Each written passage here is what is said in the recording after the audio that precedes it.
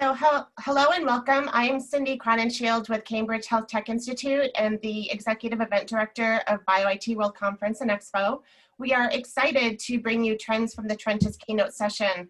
The intent of this session is presenting and discussing the latest in data in scientific computing, trends and best practices. This tradition started with Chris Dagdigian only giving his State of the State address, which has now evolved into a State of the State address, followed by friends sharing perspective on relevant topics, then closing with an interactive moderated Q&A discussion.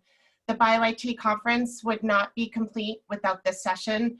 It's a popular annual tradition and we celebrate its 10th anniversary this year. 10 years ago, Trends was born.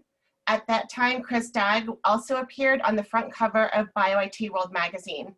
I remember when that issue came out, BioIT World magazine was under the leadership of Kevin Davis, then, who was the founding editor. He was also the founding editor of Nature Genetics and served as the editor-in-chief of Cell Press and publisher of Chemical and Engineering News.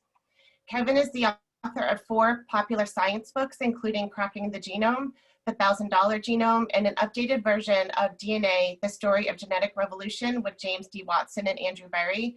His newest book, Editing Humanity, was published this week. In 2017, Kevin won a Guggenheim Foundation Fellowship in Science Writing. That same year, he joined Mary Ann Liebert to spearhead the launch of the CRISPR Journal and joined the GEN editorial team. Kevin holds a degree in biochemistry from Oxford University and a PhD in human genetics from St. Mary's Hospital Medical School, London. He carried out postdocs at MIT and Harvard Medical School before joining the editorial staff at Nature. Our keynote session today will be chaired and moderated by Kevin. I thank you for being here, and I thank all of our speakers in the trend session for being here as well. Kevin, I hand my mic off to you.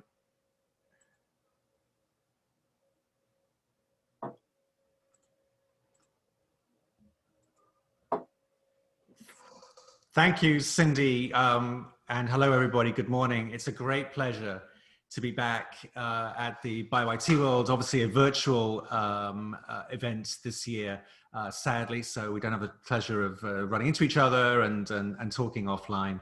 But thanks to Cindy, Alison Prophet, and the whole BioIT CHI team for doing a great job in keeping the conversation rolling. As Cindy said, Trends in the Trenches has been an absolute mainstay of the BioIT conference for a very long time, and we're looking forward to spending the next 90 to 100 minutes in the company of Chris Dag and 4 brilliant experts from some great institutions to have a really robust discussion about their views of the current trends and issues in the trenches, particularly in this year, unlike any other year that we've experienced. So a fun and interactive and provocative discussion, I hope.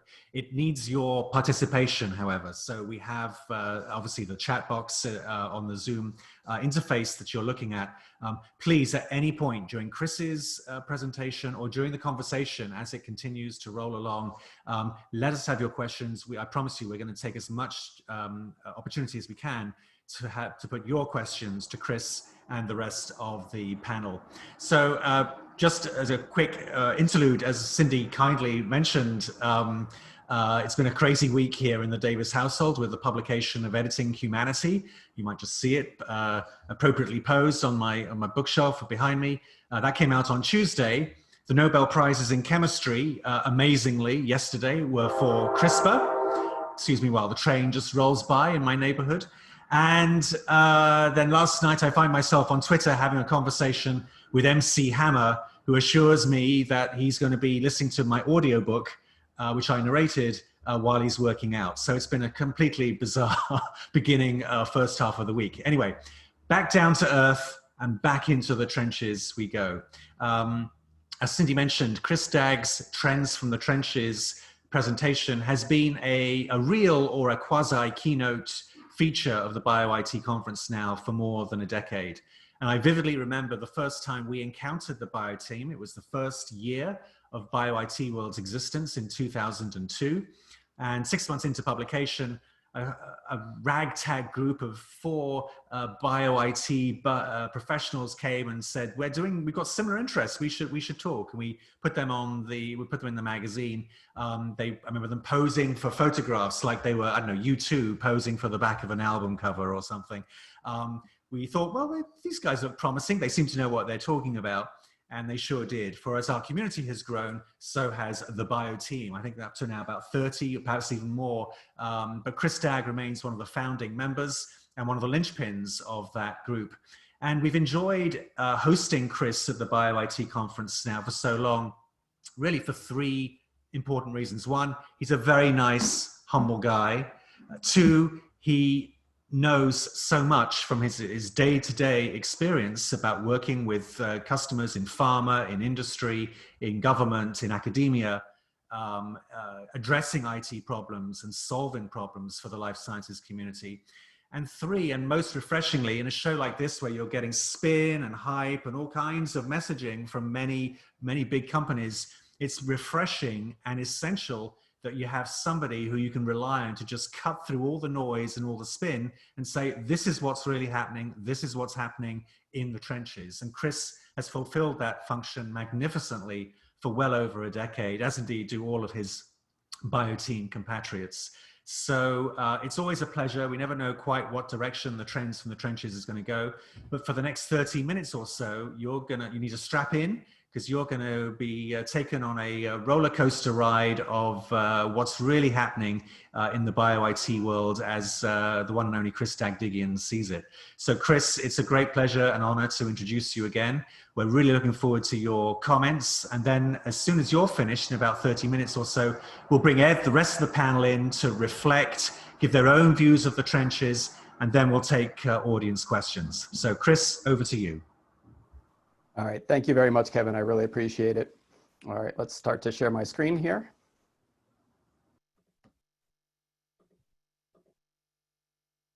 And I'll rely on chat to let me know if you can't actually see anything, but in the interest of time, I'm going to move on. So for those of you who aren't familiar with the graphics background, I haven't actually been able to visit many data centers due to the pandemic. So all of the graphics for the talk today came from my pandemic island on Animal Crossing. So if you're wondering, that's where all the pictures are coming from.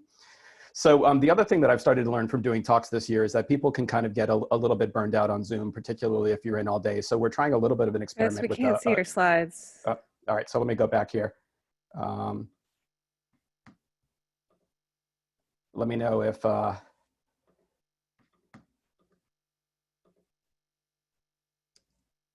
me know if that's visible now. Yes, that's perfect. Yeah. Okay, yep, sorry about that. So yeah, in the interest of time, we're trying a little bit of an audience interactivity thing. If you feel like going over to slido.com and entering the code TFT, you'll be able to participate in an audience Q&A, ask some questions.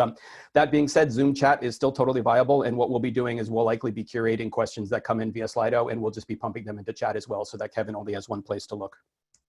So just by way of interaction, this is the type of thing that Slido allows. We can sort of embed live polls, quizzes, and surveys into stuff. BioTeam has found that it's fairly useful when doing sort of live remote virtual sessions over time. But oh, look at that, someone just answered the poll. So I'm not going to belabor this, just to show you that it's kind of cool to have sort of interactive data gathering stuff to a long talk or a long session. So I'm going to skip the audience survey. This is just an example of embedding some of the Slido stuff into a talk.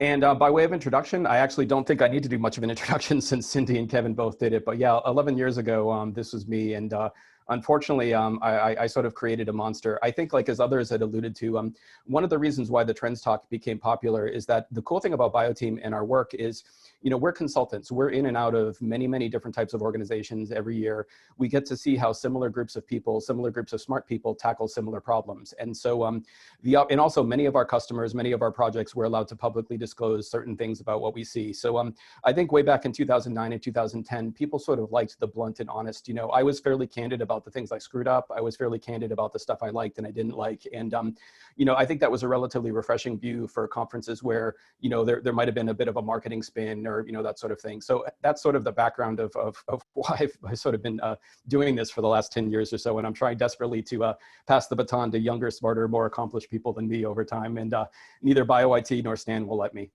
So again, we accidentally created a monster. And again, this is now the 10-year anniversary, but everybody has gone over that and I'm already more than embarrassed. So I'm just going to go through that very, very quickly. So the other thing is that because we're meeting virtually, we actually have the ability to bring a lot of our friends together. So I really want to highlight the sort of high-powered panel we've got. And my goal really is to sort of do my standard thing where I speak very, very quickly and stun you senseless with a ton of slides, but then get out of the way relatively quickly so that I can hand over to the panel and we can have more of an interactive discussion back and forth. So the way that what I want to run this, the original Trends was sort of a solo act.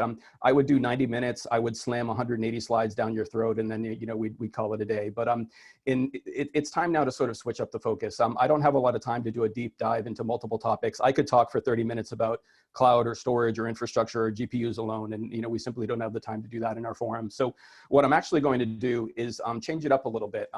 I've got a couple of sort of very quick hit topics to cover. I'm going to talk about some of the drivers that are changing IT and infrastructure this year in 2020. I'll talk a little bit about the hype warning for 2020. And really, I'll be candid about all the stuff I got wrong last year in the Trends talk. And then I'll take a slightly deeper dive, spend a little bit more time in the talk on just one major topic area. And both because it's a major focus of our consulting work, but also because of the makeup of our panelists, I've chosen this year to focus on storage and sort of data management and data exploration and data insight topics. And so with that said, let's be going. So the first quick topic that I want to cover is really, what are the scientific drivers that are stretching and altering sort of IT requirements, architectures, and needs over time. And the following couple of slides I'm going to show you is really a distillation of multiple BioTeam consulting engagements over the last year. And so just to be very clear, this comes from BioTeam. This is not my work. There's a ton of really, really smart people producing really good information, and I'm lucky enough to be able to plagiarize their work and stick it into my talk. So, starting from the sort of first and original driver, we still have genomics and bioinformatics. Historically dominant and still very, very large player in the infrastructure space, particularly because sequencing just keeps getting bigger, faster, cheaper, and more accurate. And every time that happens to an instrument, you see sort of a reset in the type of scientific questions and the sort of depth of scientific exploration that's undergoing. The IT impact for genomics and bioinformatics, though, hasn't really changed. It's really about having enough storage capacity, petascale in many cases, and having a mix of large memory, regular memory computing, and also a lot of the IT and infrastructure challenges around genomics right now involve actual data movement and data capture, because the source of our genomic sequencing information is coming from all over the place. It's coming from the edge of our enterprise over the network, but it's also coming from outsourced CROs and data providers and things like that. If we move on to the second biggest driver, this is actually the fastest growing IT driver that BioTeam has really ever seen. It's really interesting. If you do a storage audit or storage analysis in a scientific computing environment, particularly in sort of a data intensive life science organization, the dominant file type is now images. The dominant file type used to be reference genomes and genomes. We're now clearly seeing that the fastest growing driver, and in many cases, the dominant type of file is actually image. And so what that actually drives is it drives, again, an interest in storage capacity. We're starting to see a little bit more focus on the performance of storage because image-based workflows tend to be fairly IO bound if they're not memory or GPU bound. Definitely, this is where GPUs come into play. There's a lot of the analysis workflows, particularly for cryo-EM, that quite a bit of the analysis is offloaded to GPUs. And then finally, the images are just as big and coming just as fast as genomes and genomic data. And so again, from an IT and infrastructure perspective, there's a renewed focus on the speed of our networks, the cleanliness of our networks, and how are we doing large-scale data ingest and data movement, both within the organization and through firewalls and to and from various clouds and collaborators. Machine learning and AI is actually the toughest thing. So the problem that we have with machine learning and AI is that with the other types of science drivers, as an IT person, I can often make trade-offs. I could have an honest conversation with bioinformatics people and say, look, I can give you a giant storage system, but it's not going to be the fastest system on earth. And so they would make a trade-off because they needed capacity and they're willing to run a little bit slower, or maybe they weren't even IO bound. The problem with machine learning and AI is that it is radically changing the storage that we design for biotech, pharmaceutical, government, and EDU. We now need to have storage that is both very, very fast and very, very big. It's tough to have a thin wedge of really fast performance tier and then a bigger wedge of nearline and a bigger wedge of archive, because in machine learning, you're constantly going back and you're training and retraining your model against both old and new data. And so if you look at the IO usage patterns for machine learning and AI, not only do they need very, very fast storage because they're actively analyzing new stuff, but your storage namespace or your storage platform needs to be very, very large as well, because they're often reaching back in time and they're constantly rerunning against older data. And so that's probably the biggest IT challenge that we have right now as the rise of machine learning and AI. I used to be able to save money by picking one, big or fast. Unfortunately, with ML and AI, I need both. I need big and I need fast. And that's why you're seeing some relatively interesting movement in the storage space in life science. There's some historically dominant, scale out NAS vendors that are have some competition now, and it's fairly sort of interesting to see that in the real world. And then finally, chemistry and MD is interesting. Again, the focus there is really far more CPU bound and GPU bound than storage bound. It's also a particularly good sweet spot for moving to the cloud, particularly if you don't have latency sensitive or 3D sort of information to sort of deal with. Interesting data point, I was looking at the sponsors today and really just looking at, so this is all of the sponsors that we have for BioIT World right now. If I subtract out and just try to highlight the ones I think of are explicitly storage players, there's still a really interesting mix here. And then if I look at the ones that are explicitly here and offering a data management, data analysis, data movement, or sort of data exploration service, we have another set of vendors. And if I combine the two, we actually have a fairly interesting, solid majority of BioIT World spenders are playing in either the storage or the exploitation of knowledge space. And so it's notable because the focus of this talk is really data and data management. So I think it aligns, but also this means to the audience here that if these topics are of interest to you, there's a lot of really interesting vendors that you can go talk to. And I'd encourage you to sort of take advantage of the conference, virtual trade show booth, virtual expo floor hall. Every one of these vendors here would be happy to chat with you and sort of answer questions. So that was sort of the scientific drivers. That was kind of a recap of things that are sort of driving IT and infrastructure in our consulting world. And basically the type of science that you do influences the type of IT and infrastructure that you need. And really it's irrelevant whether it's cloud or on-prem. The stretches are the same regardless of the location of the compute or the storage. So moving on a little bit on sort of puncturing the hype curve. Every year there's a new bandwagon, every year there's a new hype thing. And every year we try to puncture the hype a little bit. And so I really wanted to sort of punch this up. And so I'm going to sort of title this as what are vendors most likely to lie about in 2020 and 21? And many of you can probably guess the answer, but it's machine learning and AI. In every purchase cycle, there's breathlessly overhyped product. There are manufactured reference cases, things that really don't add up when you sort of read between the lines. And so the machine learning and AI space has been like this for a long time. It's basically creeping in as a buzzword into every product sheet that you can imagine now. And also that last bullet point there, I don't know why, if it's because they hire super aggressive salespeople, but when you're dealing with the super hype products, that's also when you end up with kind of a really creepy and unprofessional sales cycle. And I like to call that out when I see it. And yeah, there's a lot of tech bros doing weird stuff in the ML and AI space, particularly trying to sell to you right now. That being said, I want to be absolutely clear that unlike blockchain, machine learning and AI is actually useful. These methods are real, beneficial, and sort of driving real significant transformation in life science. So the issue here is you've got to apply your sort of conservative cynicism to sort of filtering out what's realistic and usable to you versus, what is kind of wrapped up in sort of a big fluffy marketing ball from someone trying to sell you stuff. So just be cautious, test the reference cases, make sure it's not a fully manufactured reference. And then the other big thing is the way these products are sold. Machine learning and AI is probably something that needs to be driven from your engineers and your scientists at the bottom up, because there's a lot of decisions that need to be made about what does your tooling look like? What is your workflow? What inference engine are you going to select? What framework are you going to choose? What GPU family is most efficient for the type of work that you're doing? The problem is that the sales cycle is often focused on selling to the senior people. They're selling into the C-suite or trying to sell into the board. And so you've got to manage a little bit of expectations where you might be getting pressure from senior management who are trying to push a very, very large ML and AI push down into your world, when in reality, it's actually the scientists and the engineers and the software developers down in the trenches who probably should have a little bit more say in those decisions. This is one of those topics where I'm sort of uncomfortable seeing the selling into the C-suite pitch. I think that the sales cycle needs to target the end users and the scientists rather than the IT and scientific leadership. So that was kind of the hype thing. Moving on a little bit to sort of scientific data here. The reason why I wanted to sort of concentrate a little bit more on data and data management topics is listed really here on the slide. One is that, petabyte scale storage has been easy for a long time. Managing and understanding the data that you have is still the single hardest problem I have in sort of the bio IT spectrum. It's a significant amount of our consulting work every year. And finally, we are seeing the limits of what can be done with scale out NAS. We're seeing the limits of what can be done with tiered storage or automated policies and things like that. And then finally, the rise of ML and AI and its stresses on storage, including also the image-based acquisition, are sort of radically changing the sort of fundamental baseline requirements I had for designing and speccing out storage systems for research computing environments. So these are all of the reasons why it sort of makes sense to sort of concentrate on data storage and data management topics in this sort of shorter session. So our focus on scientific data, the problems we have is that we've got big data, we've got siloed data, we've got dirty data, and we've got biased data. And I'll try to talk a little bit about each. So the issue with big data here is, if you listen to me, and you're probably tired of listening to me after 10 years, I used to say a lot of stuff, like it's far easier to acquire or generate data than it is to efficiently store it over its full life cycle. It's also been, I've said this repeatedly, that although storage is decreasing in price, it's not decreasing fast enough to compensate for the rate at which we're acquiring, generating, or downloading new data.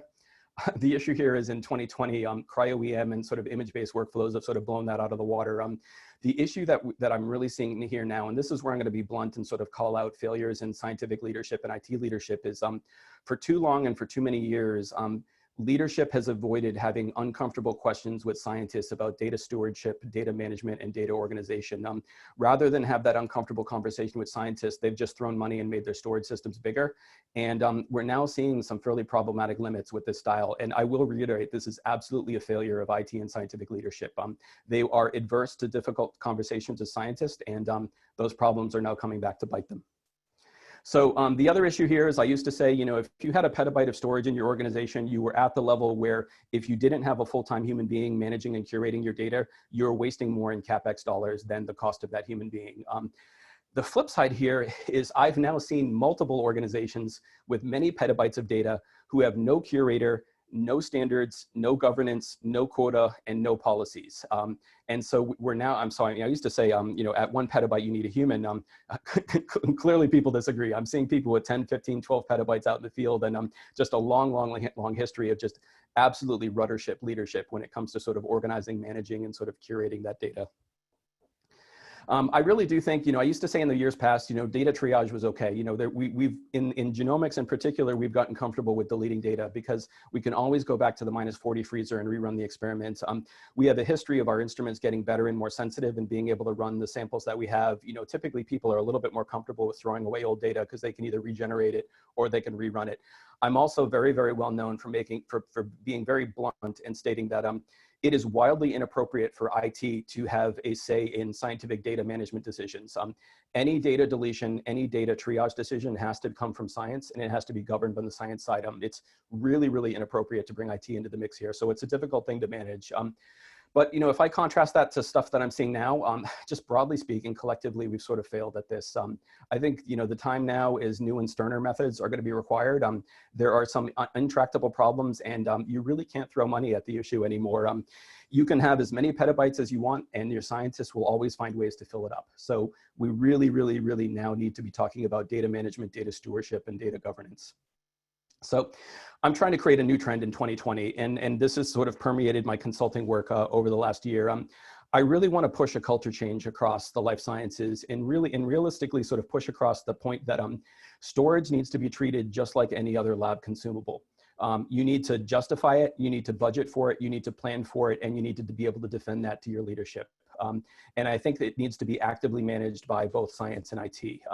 And one of the ways that you're starting to see trends like this sort of manifest in the real world is this is coming from NERSC, and I've got a slide coming up, but I really, really like it. One of the single biggest issues that we've seen is sort of unrestricted growth in people's home directories and personal folders. You end up with data attribution, data versioning, even data fidelity questions. And so one of the really interesting trends we're starting to see here is nobody gets large storage anymore. Nobody gets a personal folder that's giant anymore. All storage allocation is handed out on an experiment or project basis. And that single change alone is driving really, really interesting and positive changes. No more giant home folders. All storage has to be allocated or binned out and assigned to either a project or an experiment. And you organize at that level from the top down, and it works out a lot better. You have far less islands of data where you really don't know what's going on and what that person has done in their home directory and how those permissions are constructed and everything else. So this is just an example, just trying to show you that this is out there in the real world. It's really interesting. I like reading file system and other acceptable use policies at supercomputing sites and other sites because, the people who have much larger infrastructures than us that have much bigger problems to solve, none of this is rocket science. Other people, other industries have solved the same problems that life science has. So I'm looking at things like Nurse and I'm like, wow, okay, you flat out don't get more than 40 gigs in your home directory. You flat out don't get more than 1 million inodes. That's the type of sort of practical, sort of real policy-driven stuff I like to see. Again, NERSC is doing this because all of their storage allocation is dedicated to something that's not a personal home directory, basically. If you've got big data, you got to put it somewhere else other than your personal folders. So moving on, talking a little bit about siloed data, the issue here is, collectively in the early days, in the 90s and early 2000s, we used to be able to centralize compute and storage. We could put it all in one data center. We could bring the users in over a VPN or a remote desktop session. That really doesn't fly anymore. Data-rich environments are sort of diffused throughout the organization. They're at the network edge because we've got terabyte-scale laboratory instruments and satellite offices. We've got data sources that are all over the world from collaborators, outsourced data providers, CROs. And it's not just static files anymore. It's not images and genomes. It's events, it's documents, it's IoT, it's time series sensor data coming off of bioreactors, all sorts of sort of rich data types that we have to capture, analyze, and manage. And finally, the last bullet point is significant, is that there are now petabytes of really interesting open access data that would be completely viable for a scientist to want to download and bring into her working environment. So IT now has to sort of deal and game out and plan for the fact that not only do we have to deal with managing storage, compute, and analysis for our own internally generated data, we also have to sort of carve out the ability for our scientists to bring in really just truly vast amounts of public domain data down so that they can be sort of integrated and computed against and, analyzed and exploited. So what we're starting to see here is, from the infrastructure perspective, this means, again, BioTeam is doing networking. We're separating science data from business networks via science DMZs. We're starting to see more 40 gig and 100 gig networking segments being run inside companies. We're starting to see a lot of compute, or at least initial compute and transformation happening at the edge before it sort of goes into the central scientific analysis environments. Data lakes are interesting. For every awesome data lake project, there's probably a dozen or so sort of embarrassing failures that are sort of hidden away and no one really talks about anymore. And then finally, the really interesting thing here is the trend around data platforms and data commons. And just to highlight, BioTeam has sort of settled on the open source Gen 3 stuff. And I left a couple of URLs in there, but one of the other things that's interesting is I just did a quick hit through the agenda at this particular conference, and there was at least 3 talks alone, and I might have missed more on Gen 3. And the cool thing is all of them are available on demand and they're recorded. So if Gen 3 and Data Commons is sort of interesting, definitely take advantage of the conference platform here and go check out some of those talks. I think most of them have already happened. There might be 1 or 2 happening more today. Finally, sort of transitioning into dirty data. So the issue that we have here is, and I've seen this personally, I'm not going to tell you my age, but in one career generation, I've gone from sort of tracking data in a scientific lab notebook in a wet lab to sort of petascale data wrangling. And so generally speaking, we've scaled up our storage capacity, but we've ignored or underinvested in everything else. And that's governance, curation, metadata, data cleaning, SOPs, and standards. I've already repeated myself here, but I will say it again. The blame lies with scientists and scientific leadership. IT can't make these decisions for you. It's on you. It's up to you to clean up your stuff. It's up to you to manage your data. And we're starting to see the effect in our consulting work of years or decades of neglect of storage management. And it's becoming very, very sort of painful to deal with. It's also going to mess up a lot of ML and AI work because the accuracy of your ML and AI depends on the cleanliness and organization of your input data. And frankly, from what I've seen out in the field, it ain't that clean and it ain't that organized. So there's a lot of work that needs to be done. So moving on a little bit to the other big thing with ML and AI in particular is the problems of sort of biased data. And so, we as scientists, we as IT practitioners, we as people who are sort of involved in data intensive science, with a healthcare or mission to improve, human lives and human outcomes, it's our responsibility to ensure that this is handled responsibly.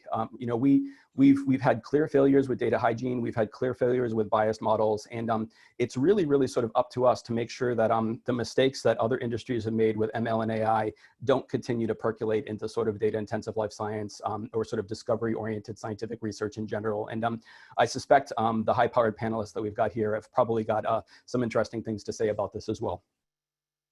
So moving on, I want to hit the other quick topic here, all the things that I've screwed up in the past. And so this is where I can sort of candidly go back on things that I said in 2019 and, tell you what I got wrong. The list of what I got right, I think, is much smaller. So it's easier to go through what I got wrong. All right, so this is sort of a short summary of things from past trends, and I've just got a slide on each of them, so I won't stick on this particular slide. So compilers matter again. So there was some interesting time when BioTeam was doing a lot of work with cryo-EM workflows, in particular figuring out that there were actually very significant performance differences depending on what compiler you use to build your open source scientific software. We saw significant differences, and we thought that those differences would justify a lot of investment in compiler work and optimization. Absolutely wrong. You know, I was expecting a bunch of interesting consulting work involving, you know, compiler and application deployment workflows, and pretty much none of that happened in 2019-20. I think people are still using, you know, the standard tools, or they haven't really sort of changed up what they're doing with respect to compilers. The other thing is that, you know, last year it was abundantly clear, and it's become even more clear now, that Intel has some very, very serious competition now. You know, there's really not a clear answer to AMD EPYC for a lot of use cases. And so I also expected in my infrastructure work to expect, you know, I was expecting to do a ton of, you know, AMD versus Intel benchmarking, helping people make procurement decisions, especially as if you look at where the exascale supercomputing bids have sort of gone in the last year or so, you know, there seems to be a clear trend here. But again, this is something that really sort of never materialized. It might have materialized elsewhere. So again, being honest, you know, this is from BioTeam's consulting experience. Just never really saw a lot of compiler work in the last year or so in terms of our consulting work. Although I will say, you know, now in 2020 and 2021, it's not just AMD versus Intel. You're starting to see, like, particular, if you look at the price differences on Amazon for the ARM64 options. So I'm not sure if I'm gonna, you know, stand here and say that compilers or CPU stuff matters again, but the diversity of choices is even more beneficial now, or even more significant in 2020 and 2021 than it has been in the past. The other thing I used to talk about was I really wanted policy-driven automatic tiering storage, and I've completely changed my mind on this. I think what we found in the real world is that IT managed automatic tiering of scientific data based on some arbitrary policy like file age or last access time is really not ideal for our world. I've got some more stories about the time a 12 petabyte file system decided to archive all the batch RC files. Again, having IT or an IT administrator control the tiering process is not a really good fit for scientists. And really, I think what I wanted to say is, and you know, I knew this for a long time, it just never really manifested in my thinking about storage and storage management. But the fact is, if you talk to a scientist and if you sit down with her and you ask her about how she manages data, it's very, very clear that scientists work on a project basis or an experiment basis. So rather than archiving or tiering based on file access time or age, which is not really good for scientists who often need to go back and reanalyze old data, you know, to hit a publication requirement or something like that. What scientists really need to do is they need to make storage and storage management, and particularly tiering decisions, based on project or experiment. And again, that puts you clearly into the world where you're outside of what the sort of policy engines can sort of do in the standard projects. And we've got to give more control over the storage management to the scientists, because that policy-driven stuff based on artificial metrics like access time and file age, it just doesn't align with the way scientists work in the real world. So what I'm really pushing for and what I'm really looking for when I evaluate storage platforms is I'm looking for storage platforms that either offer really intelligent policy-based decision-making, or more ideally offer user self-service. You know, allow the user to tier or archive a giant directory without opening a help desk ticket. You know, if she could just right-click and send a nearline, you know, something like that would be ideal. Finally, I also talked about single global namespace. This is where I am going to get a little bit salty. You know, from an IT perspective, a giant single namespace storage island is fantastic, because the less data islands you have, the less data duplication you have, the less questions you have about data provenance, or, you know, what's the, you know, is this really the reference file that we should be using or not? But what I found, and this goes back to what I've, you know, said before, where, you know, years of real world data just kind of shows that, you know, end users are not really responsible stewards of the storage when they've been given a giant single namespace environment. And I'm going to be salty here and say that I'm really tired of hearing whining from scientists who built their entire career on publishing and you know, being known for working in data incentive science, having to whine about sort of actively managing and make data, you know, data-driven decisions about their data. I'm going to be clear here. You know, as an IT person, I'm done. You know, if your career is based on data intensive science, I don't want to hear you whining about the, you know, the onerous burden of managing your data. That's your job. That's your job. You know what? Do your job. And it's starting to get fairly problematic in this space. And again, it's really coming back to just, years and years of irresponsible stewardship and years of sort of failure of scientific leadership and IT leadership to have those difficult conversations with scientists. And now we're starting to see the problem. We literally do not have the budget, or we literally do not have the capacity to grow the storage to the rate at which the scientists won't consume it. So we actually have to have these difficult discussions, and we actually need to put the control back into the hands of the scientists. All right. Oddly enough, that's actually the end. And if I look at my timer, I actually ended with a few extra minutes to spare.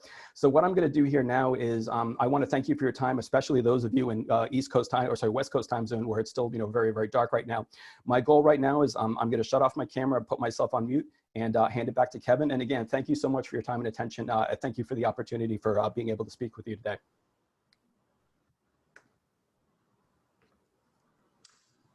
Thank you very much, Chris. My camera will come back on momentarily.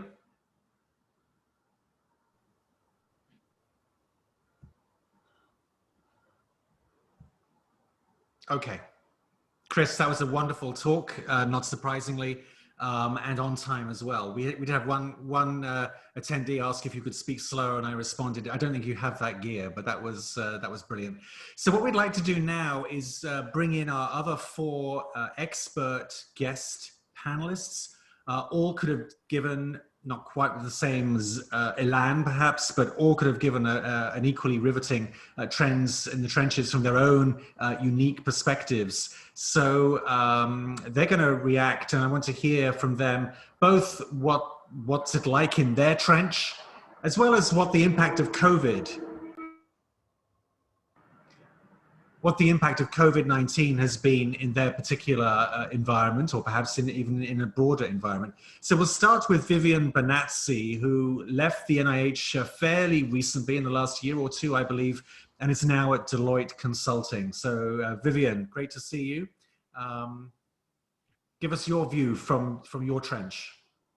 Good morning, yes. Can you hear me okay? Yes, we can, sure. Perfect, thanks. Well, welcome everyone, and thanks for the introduction, Kevin, and also a great talk there from Chris.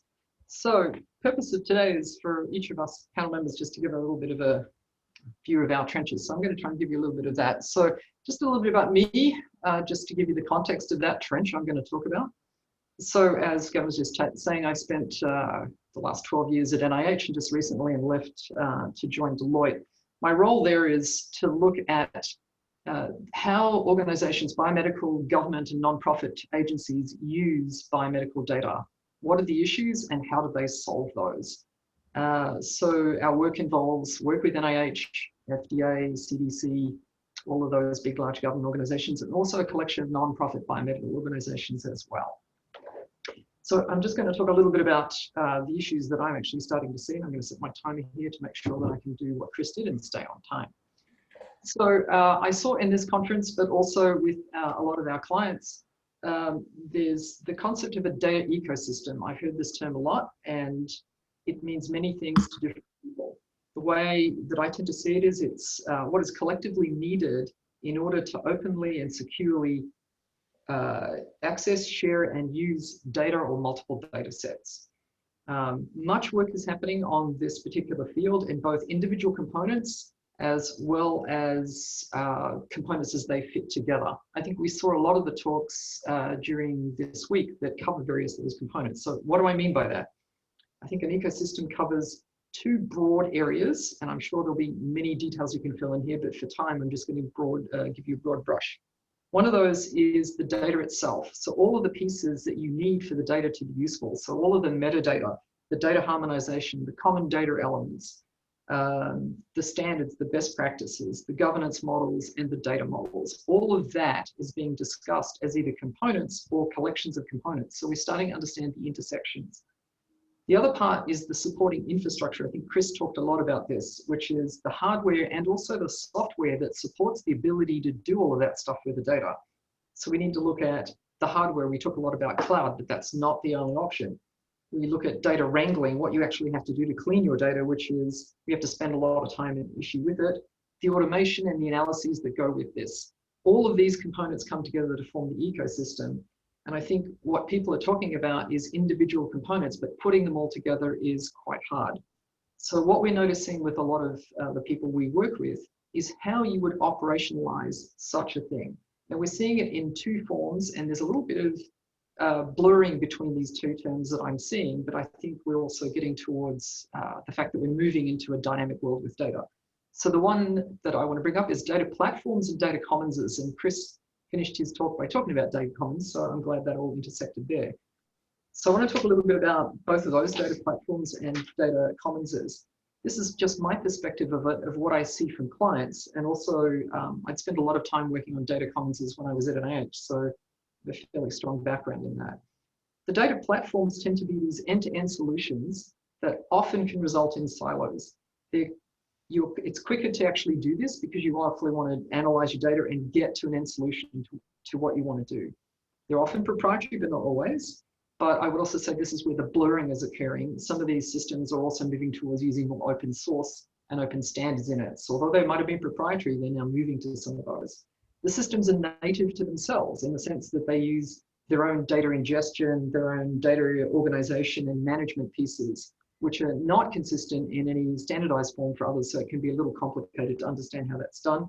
And they're not designed really to integrate well with others. They're designed to solve a series of problems. And that is causing some of the issues that we see, and I'll speak about in a minute. The other side is the data commons. So this is another approach to looking at operationalization of data ecosystems. They tend to be more open and flexible. I think we heard it with the Gen 3 discussion that Bob Grossman gave, and I think Chris was talking about too. Open architectures that reuse open standards, open best practices for data and software. And the emphasis is on open and flexible.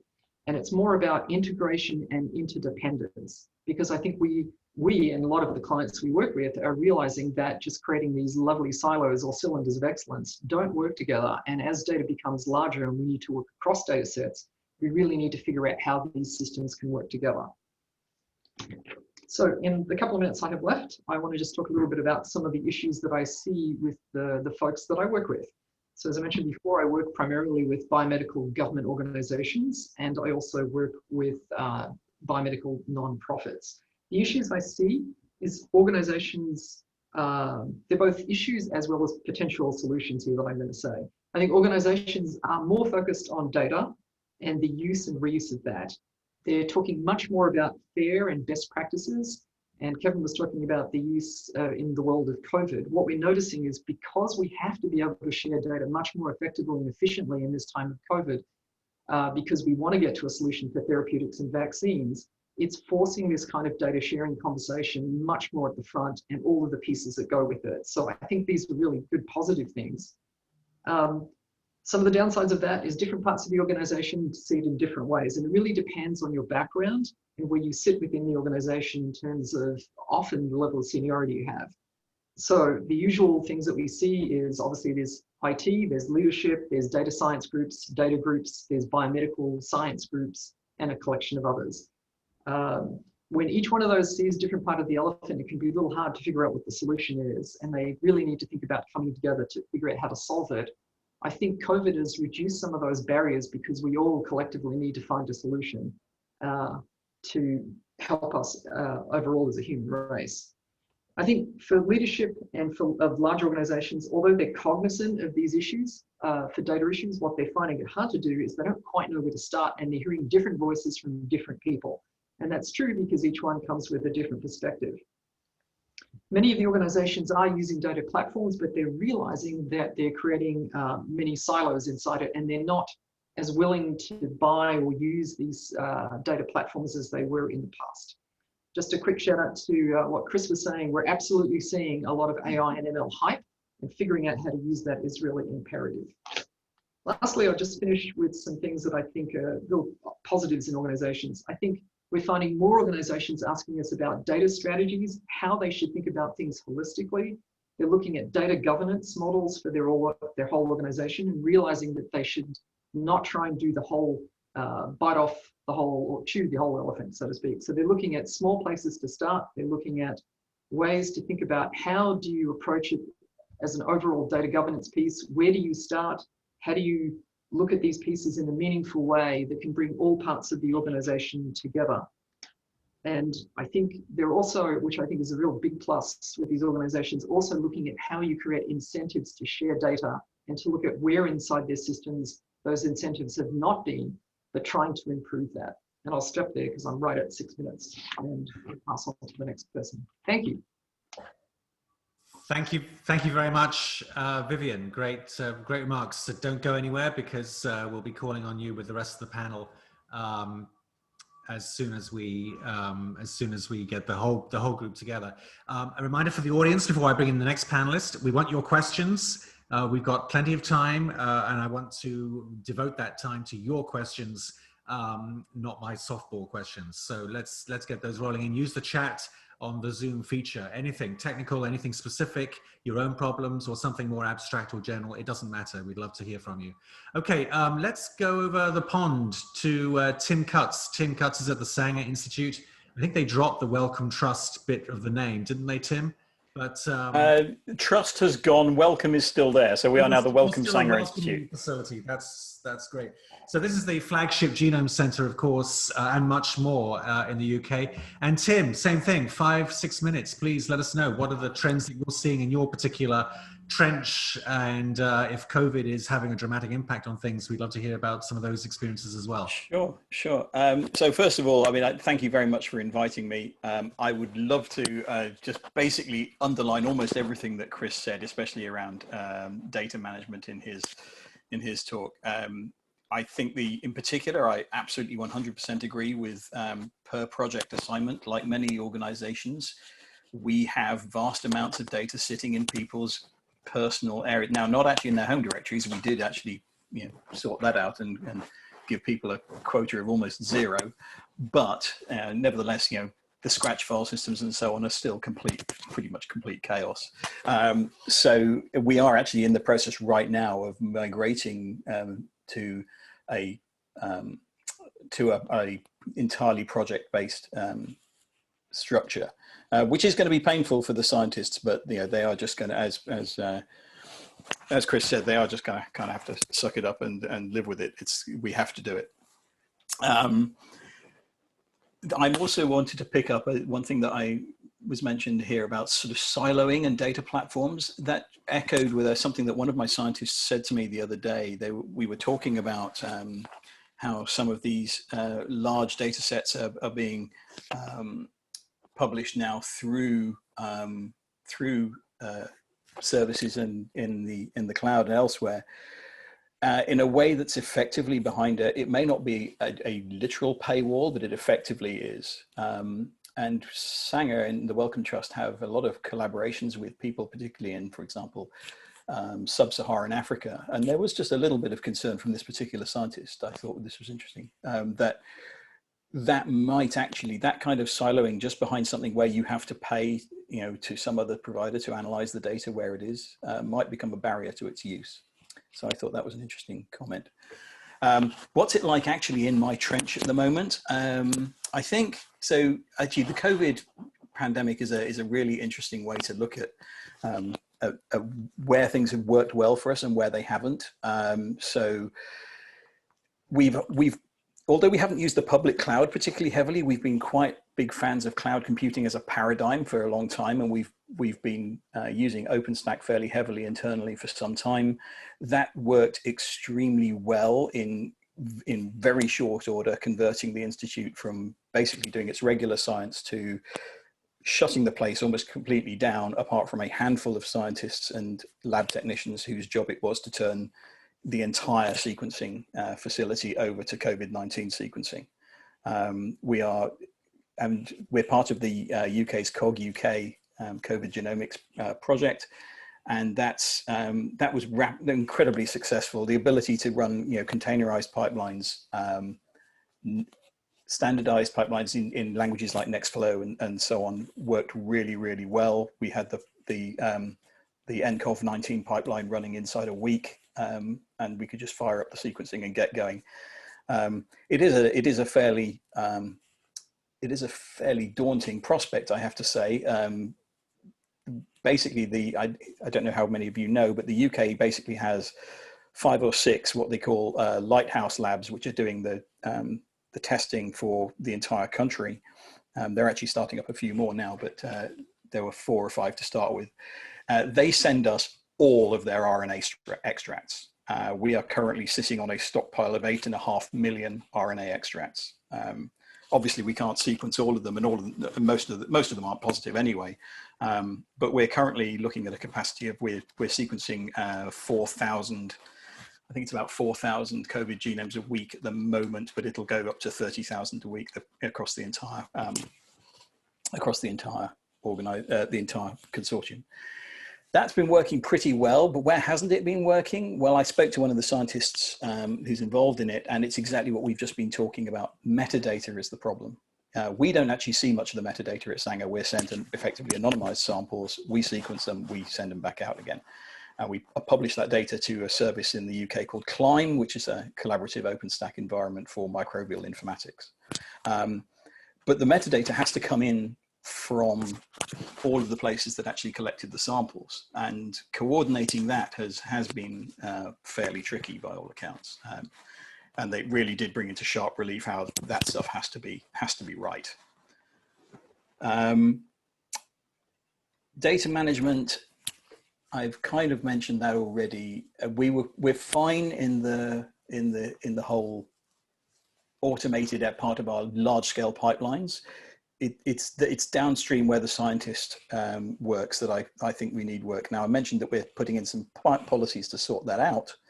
But what we could really do with, and I would love to hear anybody's ideas about this, is tools that really help the scientific user make those decisions quickly. So, you know, how do we make it easy for them to annotate the correct metadata in an automated way? How do we make it easy for them to make that decision of whether that data stays or goes without it being a massively burdensome thing? I mean, we've used iRods for our bulk data storage for the automated processes, but that's not generally used by the end scientific user. So there's still a hole there, I think. I think that's pretty much all I was going to say. I'm just I took some notes earlier whether I wanted to make any comments on what others had said earlier. No, I think that's probably everything I wanted to say. So I'm happy to pass on to the next one. Great, Tim. Thanks. We'll definitely have some questions for you in a few more minutes. So keep your questions, please, coming in through chat or Slido if you are viewing that, either one. And we want to hear from you. That we've got a few good ones that we'll get to in about 10 or 15 minutes. So stay with us. We've got 2 more panelists to bring in and get their own perspectives before we open it up for conversation and discussion and questions. I'm going to go now over to the West Coast for our next 2. Hopefully the air is now a little more breathable than it was in the last few weeks. So not only with the pandemic to deal with, but terrible wildfires all over the West Coast. So anyway, it's great to welcome Kirsten Fagnan from the Lawrence Berkeley National Laboratory. Kirsten, please say a little bit about what you yourself and what you do for folks who may not know you. And it's great to have you on the panel, and your timer starts now. All right. Thank you. And I can't tell you what's going on with the smoke right now because it's still a little dark outside. So you'll have to excuse those of us on the West Coast that are just kind of slowly waking up. So I work at Lawrence Berkeley National Lab, as Kevin said. I'm the CIO for the DOE's Joint Genome Institute, which, for those of you out there who might not know, the Department of Energy was actually heavily involved in the Human Genome Project back in the day. And that was, I think, a great example of interagency collaboration. And now I'm also the infrastructure lead for the National Microbiome Data Collaborative, which is a new project that's been sponsored by DOE to attempt to address some of what's been discussed around data management and data accessibility issues for microbiome data, with a focus on the Department of Energy, but we're hoping that we can actually incorporate data and collaborators from other agencies as well. So a couple of things I was thinking about when Chris and Vivian and Tim were talking. We got asked, to kind of think about this in the context of COVID. And one of the things that Vivian mentioned that I think is pretty interesting is how COVID has really driven collaboration. It's really been a source of breaking down barriers between different organizations, different scientific groups, because we're really feeling motivated kind of as a species to solve this problem. And it just got me thinking about why this doesn't happen more often.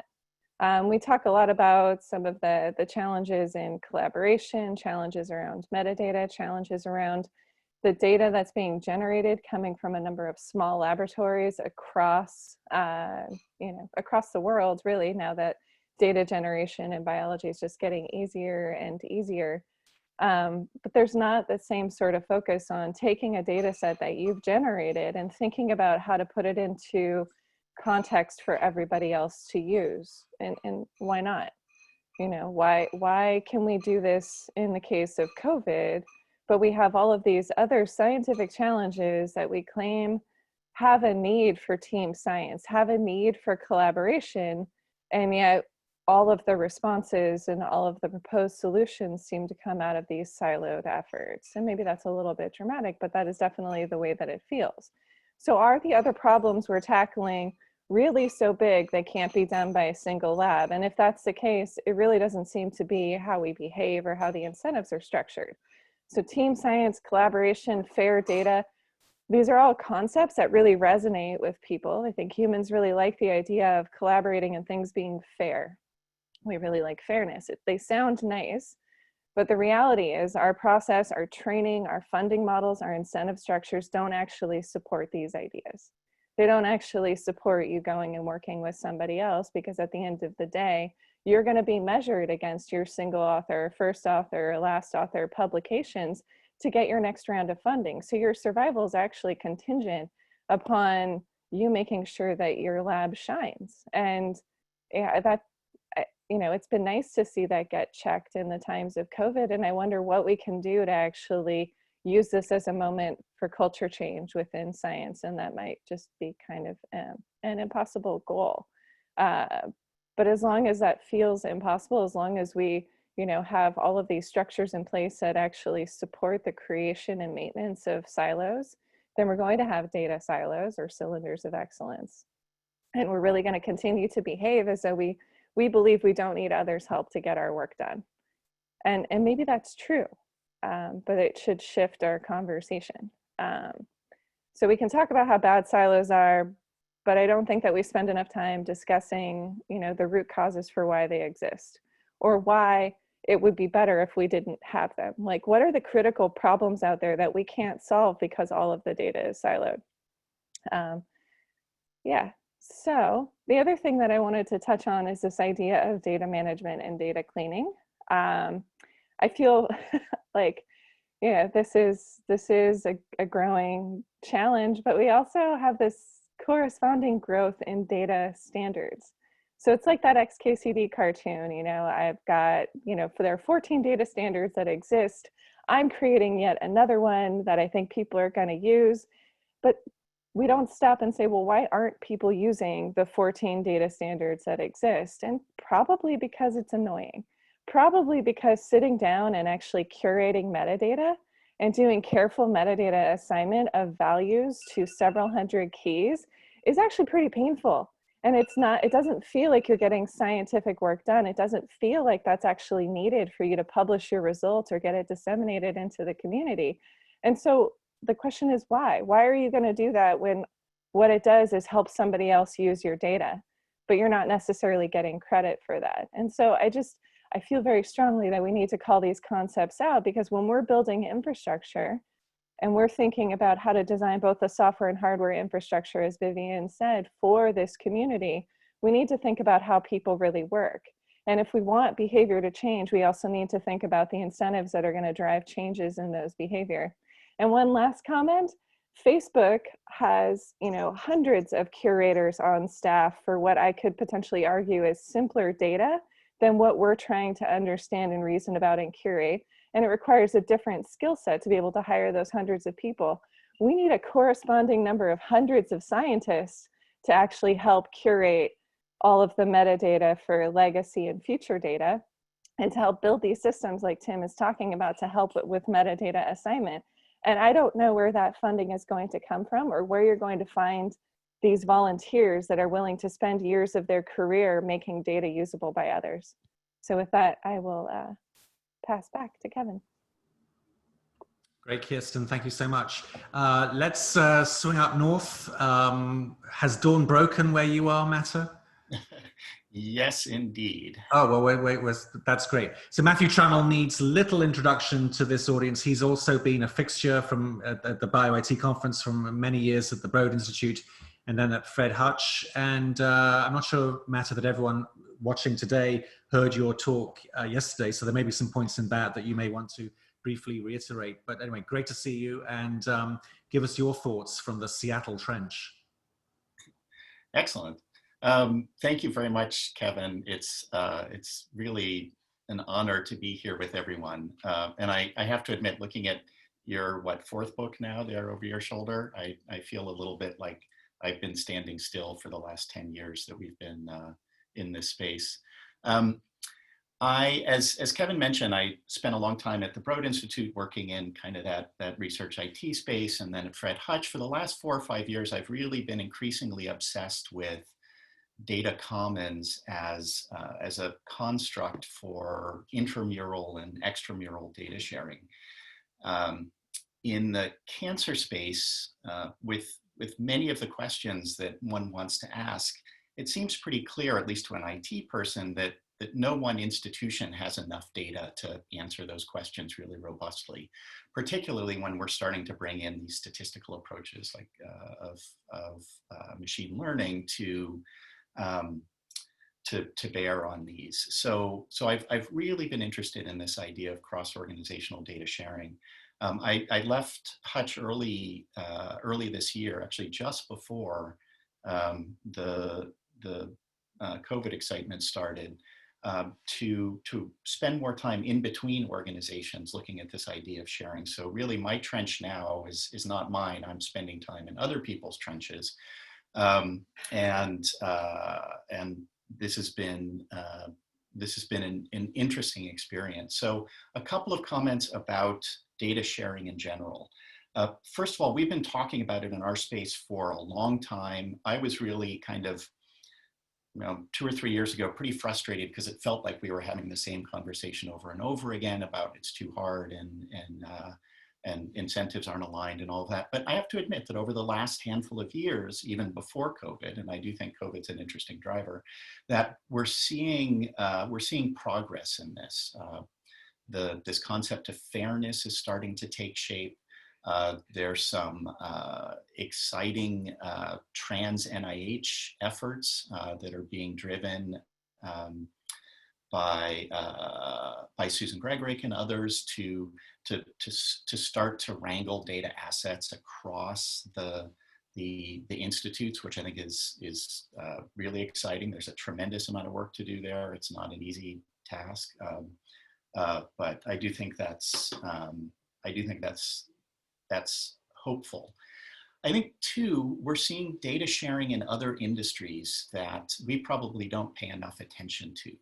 So there is a large amount of business to business data sharing that's happening in ways that have privacy concerns that, while they're not the same as we deal with in human subjects, are still quite relevant.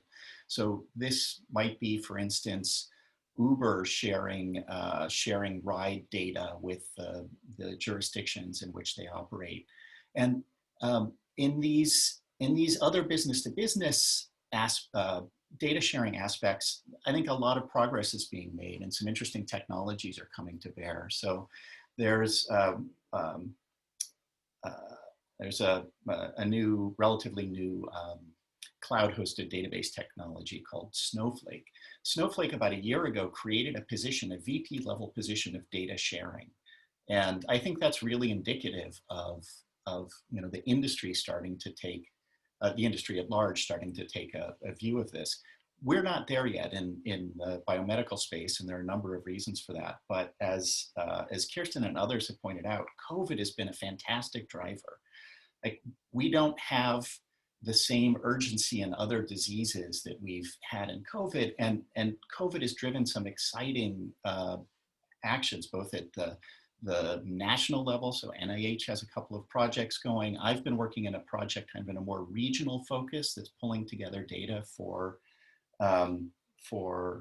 research activities. I heard a quote saying that, yeah, it's great that we're doing all this for COVID, but we still have all these other diseases that have been grandfathered in, like cancer. And it's my hope that we can bring some of this organization and alignment forward from what we're doing, starting to do now in COVID, and bring this into some of the other disease areas. So that's my area of interest. Sorry about that. All right, that's all I will say. Thank you, Matta. That was great. So we'll bring all of our panelists back now. And I think they can probably all go on camera, or because we're just gonna have a conversation. And, but each to their own. Chris, I want to get you back as well. Was there anything there that you heard that you'd like to respond to immediately, or anything that you're seeing in the chat that you've been monitoring? Because I've got about at least half a dozen great audience questions I want to get stuck in. Nope, I'll defer back to you. Well, let's take the questions as they come in. Right. I'm done pontificating. Oh, well, there'll be time for that too, I'm sure. So, okay, thank you for the questions, everyone. Use the chat or use the Pathable chat if you want, but I'm going to plow through these half dozen. And in some cases they're for specific panelists. In some cases it's like an open question. Gabriel was the first to chime in. He said, I'm assuming it's a he, I'll be really curious to hear the panelists' thoughts on the tensions of facilitating experimentation in data science, models, feature engineering, and plug and play aspects of open software and science with enterprise goals such as reproducibility, provenance, and other aspects. What sort of approaches are you using to support both goals? Vivian, would you like to start? Should we go in order? I think you're muted. Yep, Right. Vivian, you're muted. Sorry, I couldn't quite hear your question. You might have to repeat it, Kevin. I'm happy to, yeah. Gabriel asked, Gabriel is curious to hear your thoughts on the tensions of facilitating experimentation in data science with enterprise goals such as reproducibility, provenance, and other aspects. What sort of approaches are you using to support both goals? Trying to understand what he means by the question is in the sense that you've got experimentation, but also have enterprise systems. I'm trying to parse that question a little in my head. If that's what you're trying to ask, help me out here, Kevin, if that's correct. Well, I can only go with what I'm seeing. So why don't I throw that open to anybody else? Would anyone else like to take that? I'll have a little punt. That's fine.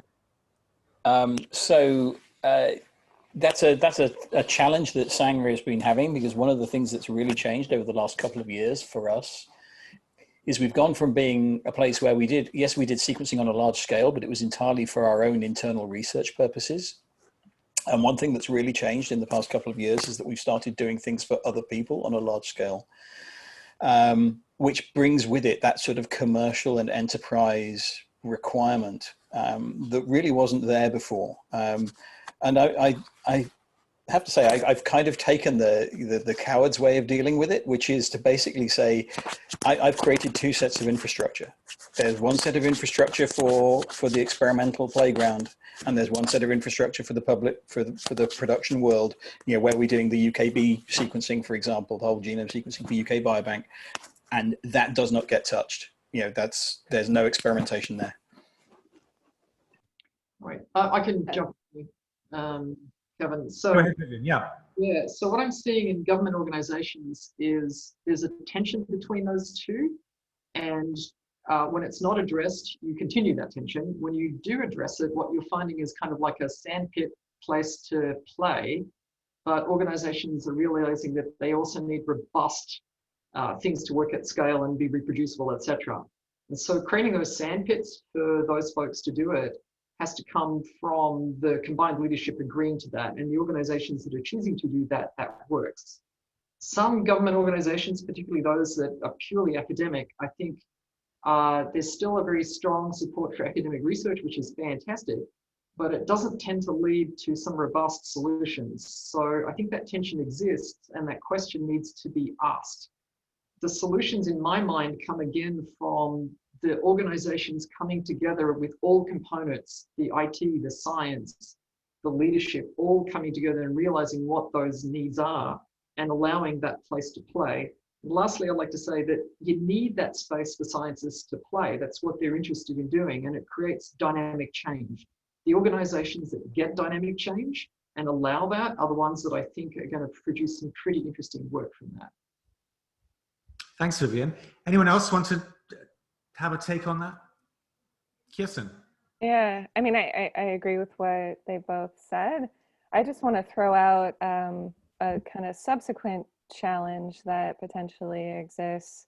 Yeah. And that we've talked about how the data are getting produced in a distributed manner, that we potentially have distributed data repositories. And I think some of the work that's needed is kind of exploration and playing with all of that data. So what's the right software and hardware infrastructure to meet that use case so that it is a space where it can be responsive and interactive? And that's something that we've grappled with a lot in the national labs and the Department of Energy. We have really amazing compute infrastructure for large scale jobs and exascale where you submit one job, one code to use thousands of nodes. But the flip side, the polar opposite, is having infrastructure where somebody can log in and interact with the data and have all of the compute that's needed behind it. And so that I can see how to do it when you've got your storage and computing co-located, or potentially if you're using something like the cloud. But in this model we're moving toward, we have all these points for data generation. What are we going to do to create that interactive exploratory sandbox, assuming we've actually done all the work to make it possible for those data to actually be integrated together, which is a different problem. Okay. Matt, anything you wanted to add? If not, I'll move on. No. Okay. James has a question for Chris, going back to the trenches talk. Chris, what sets one good data lake environment apart from the dozen or so that are not so good? Yeah, I think, data lakes can fail in a couple of different ways. Just, the two failures that I've seen, relatively recently in my career. One is sometimes they can fall apart under just getting the security and governance bits in place. If there's certain data files that can only be unblinded to certain people, managing that sort of role-based access control to data can be very problematic if you don't have an operational plan to sort of manage and sustain that over time.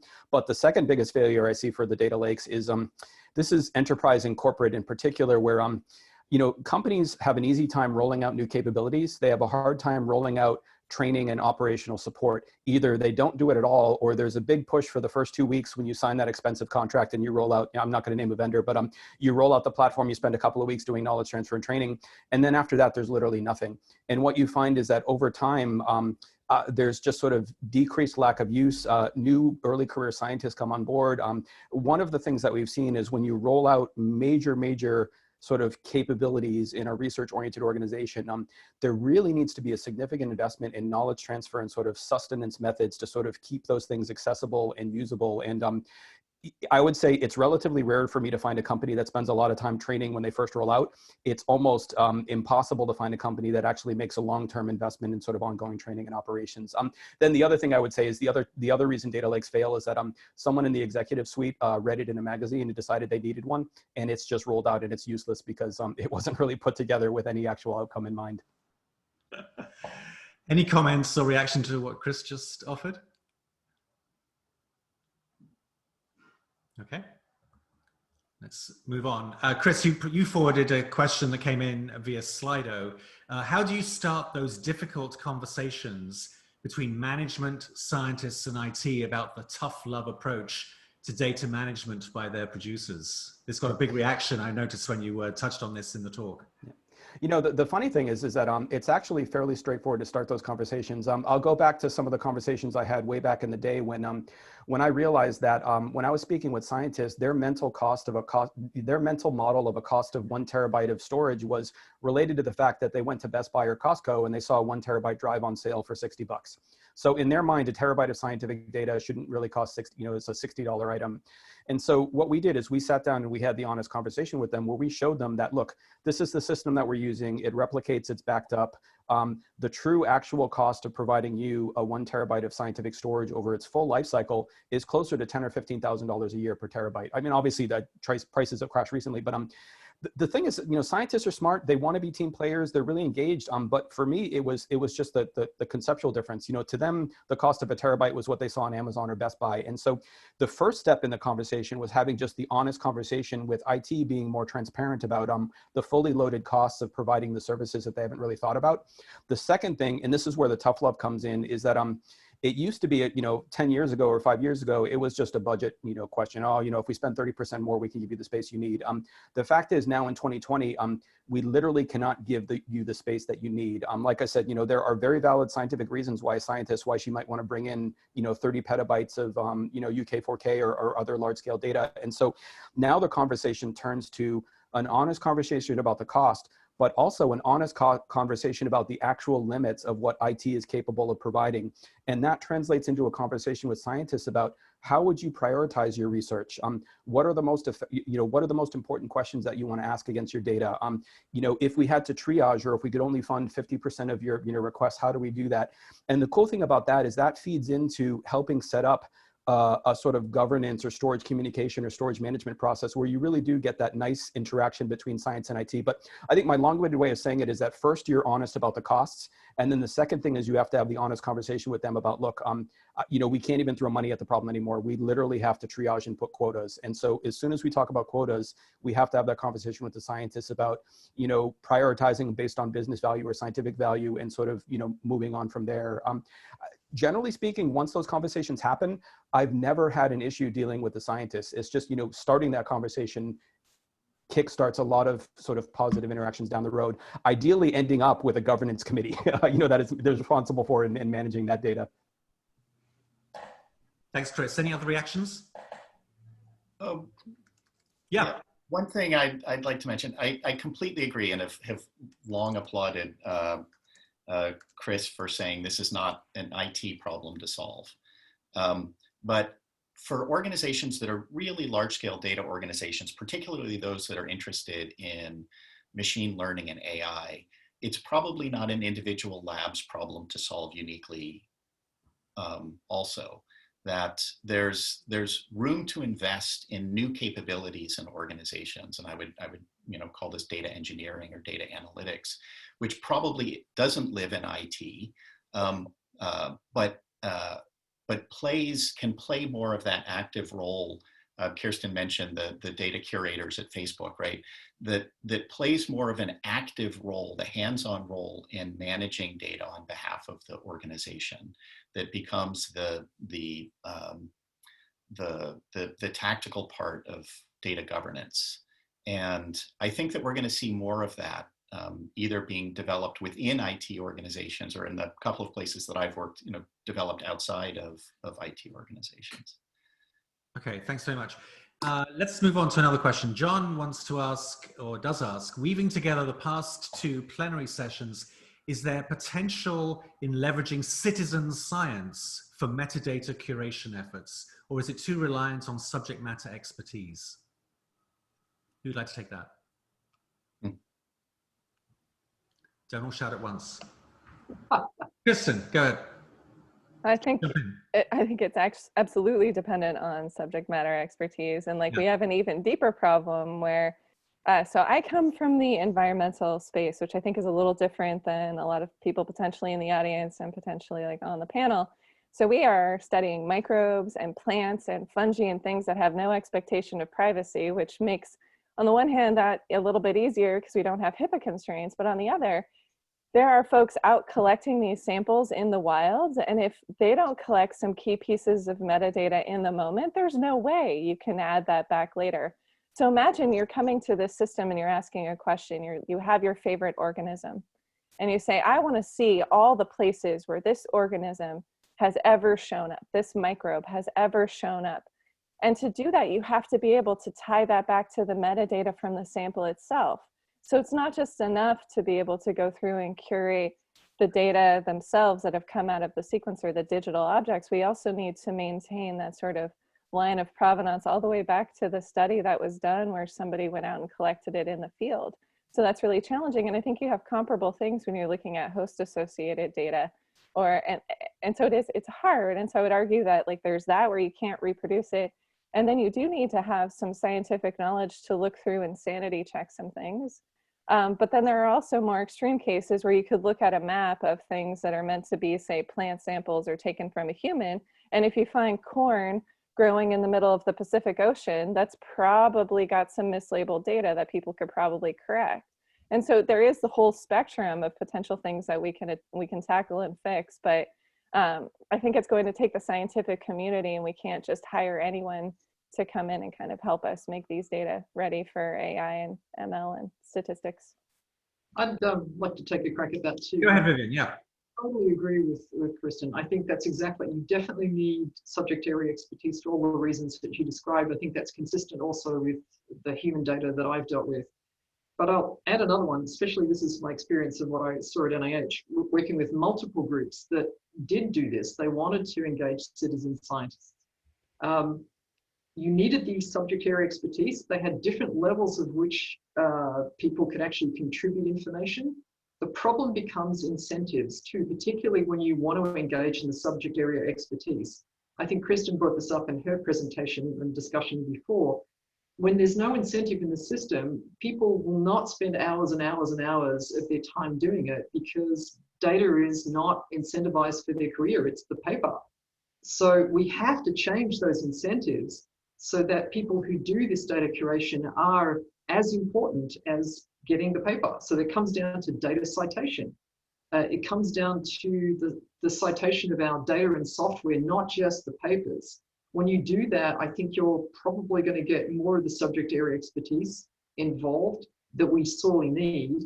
And in terms of the citizen science, maybe when there's more incentive for those folks with SME experience, the subject area expertise, there's going to be more incentives for the communities to come in.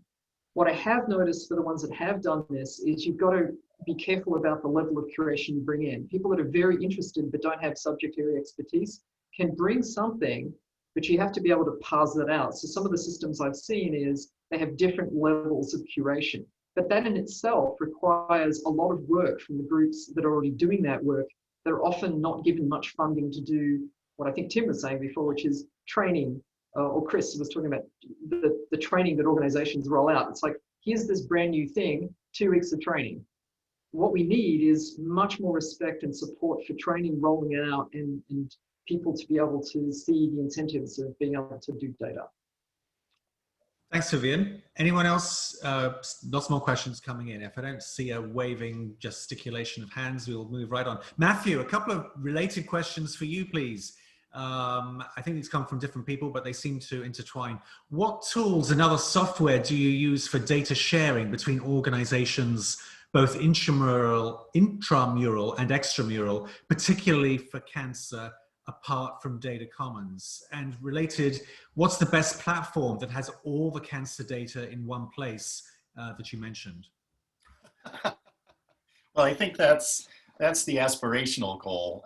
So I do think, we're seeing some interesting technologies develop in this data commons or data platform space. Chris had mentioned Gen 3, which is a system that evolved from the platform that's supporting the genomic data commons for the National Cancer Institute. The data sharing piece, I don't think I've seen a really good solution for yet. Not from the pure technology standpoint, because there are ways to do that, but it has much more to do with the governance aspect around who gets to control access and permissions.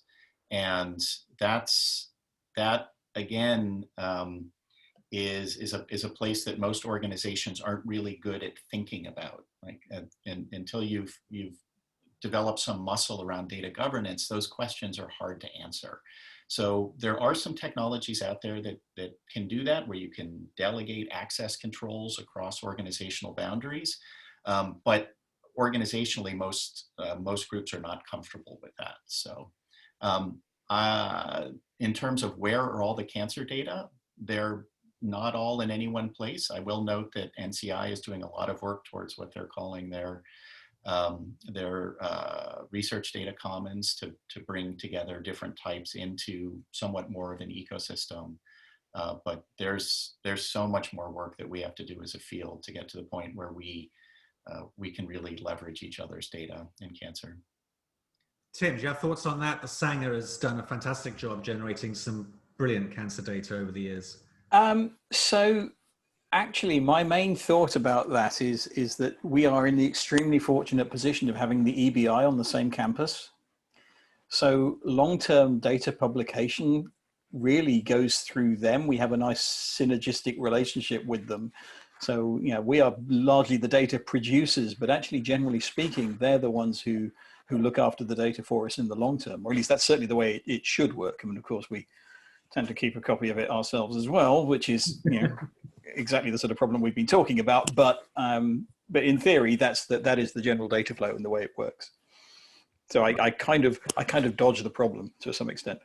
The dirty linen is coming out now. All right, let's move on. What's another question? Somebody would like to hear more about the challenges of migrating to a project-based data management structure and how to overcome.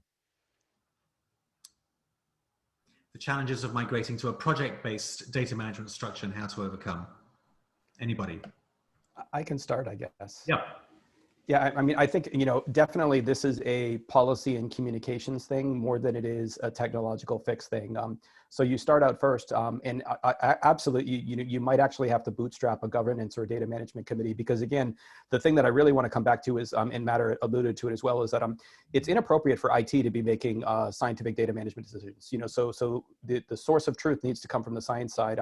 So it starts with communications and policy and sort of earning a good trusted relationship between science and IT. And then where the sort of rubber meets the road is the implementation side is, you know, you might start deploying quotas for the first time, and scientists are going to start running up against a quota. And you might find that the quota and the space that they've used, and basically what you do is the carrot and stick thing is, you take the quotas off on the archive tier, the nearline tier, the project tier, where you want them to move their data, and you sort of incentivize themselves to sort of move, manage, organize, and tier the data out. But again, I think that the real focus is human to human communication and policy more than sort of technological fix. And where the technological fix really, it's things like quotas, automated transfer tools, and sort of good operational knowledge, and sort of helping them sort of move and reorganize. Any other reactions to that? Yeah, a little bit. Vivian, then Kirsten. Oh, sorry, Vivian. Go Kristen first. Okay. Oh, wait. We're so polite. I just wanted to say that when I started at the Joint Genome Institute, this was absolutely an issue about 8 years ago. There was one storage system and there were no quotas on the system. And because of the growth of data, suddenly the storage system was full. And once, the other thing to Chris's point about quotas is, depending on the file system that you have, once people start hitting those quotas, you can also see performance issues on the system, which gets to be extra fun. So this actually inspired the organization to put a data management system in place to help the scientists and to help the staff automatically archive data. And to what Chris was saying, this was done on a project basis, with the scientists being able to inform the lifetime that files got to stay on the file system. And this was in stark contrast to what NERSC, the supercomputing facility, wanted to do, because they had very fixed policies for when data would get deleted from the system. But there needed to be some sort of meeting in the middle where there could be space for long-term projects and then space where things got cleaned up more rapidly. But it took a lot of social engineering to make that happen. But at the end of the day, I think it wound up working much better. Vivian. Yeah, so I just want to agree with what Chris and Kirsten both said about quotas for a project, but I want to also provide a slightly different perspective. So I'm actually working with two small nonprofits that, when they tried to look at their entire problem, everyone saw it from different angles, and it became a very challenging conversation. So what folks did was they came down to essentially looked at a project with only 1 or 2 data sets, of which they brought together scientists and IT folks together for the reasons that Chris was talking about, and actually almost start from a blank page. because when they tried to look at the whole thing, it was too difficult to digest. And if you looked at certain data sets, there were just too many antibodies around them. So by picking a sort of a low antibody response set of data and actually bringing the people together to discuss it, including the leadership, they actually started thinking about this from a more holistic perspective, and they started working out a data governance model where all people had some discussion, but it was small enough that they could actually test it out in a project-based environment. That project is just underway at the moment, and people are having aha moments from it because they're realizing it's not always about the technology. And if both folks from each one of wherever their fields of interest is can step back and listen to the others, that is actually where the project is making a lot more progress. And what they're noticing is that it's both meeting the IT, the science, and the leadership needs, and they're all being informed. And we're starting to see little glimpses of that. One of the questions that I saw coming up there, how do we, there was a question around flipping around the other way, which is, can you give examples of organizations that do that? I can't speak specifically to the organizations for many reasons, but what I'd say is when you've got each one of the personas or people that are responsible for elements within an organization able to come together and willing to have those discussions, that is generally where the best places are to start with these kinds of conversations and then solutions. Thanks. I could probably say something to it as well, if I may. So there are two things that occurred to me about this. So we are going through this particular pain at the moment, as I said. One of the things that I've found particularly useful was that having done the sort of survey of where we are and revealing, looking under all the rocks and finding all of the nasty things, was to actually then to have a series of meetings with individual faculty scientists and say, look, we found these gaps, but also what is it that you want this to look like? What are the problems that you have, with your data management? And it turned out that actually most of the things that they had trouble with were things that actually moving to this project-based thing would solve at a stroke. So, the single most common complaint I had from every faculty scientist was, when my PhD student or postdoc moves on, I don't know where that user's data is. Yeah, well, okay. Yeah, well, if we put it in a project, you'd know. And so actually, they kind of argued it for themselves quite successfully. So I was quite pleased with that. What was the second thing? I can't remember what the second thing I was going to say was. So I'll stop there. Okay. I've got a great question here from Alex Bangs. It's a blast from the past. Hi, Alex, who's been part of the BioIT community since the very beginning. Alex asks, flipping the question now, are there model projects or organizations that are getting the governance, curation, and metadata annotation right? And why are they good at it?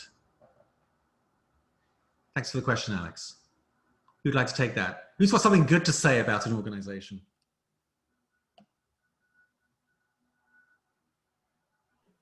I can't name anyone in particular, but I will say that where it starts is that it's relatively easy to train up a data scientist or an analytics person. The real value is actually not those skills, because those skills can be taught or learned. The real value is starting with someone who fundamentally understands the data and understands the data that you're working with. And so for me, the successful projects start with an assumption that subject matter experts are involved from day one, or at the very least, the people we have involved in planning and rolling out this project truly understand the domain, understand the domain and understand the data. I keep coming back to data science skills can be taught. Data domain and scientific knowledge, that's the valuable stuff. And I think that's really the sort of start of the sort of successful, like I said, I can't name the successful ones, but that's kind of the seed. I think it's, you start with the subject matter experts. Can you give us a clue? Too many NDAs. I saw one very good one. This is actually, it kind of speaks to what Matto was saying earlier about there being good examples in other businesses. A couple of years ago, the EBI brought in the BBC to give us a talk about the way they do their data management for, in particular for journalism. And I was absolutely amazed by it. It was fantastic. They have really good tools so that when the journalist is writing their article, they tag it with the appropriate metadata. So if they're doing a story about the Hull versus Southampton football match, it's tagged Hull, it's tagged football, it's tagged Southampton, and then it just automatically appears, of course, in the appropriate news pages for the right things you're interested in. And I just thought, wow, these guys have actually really sorted this out. They've actually got a really good system going here.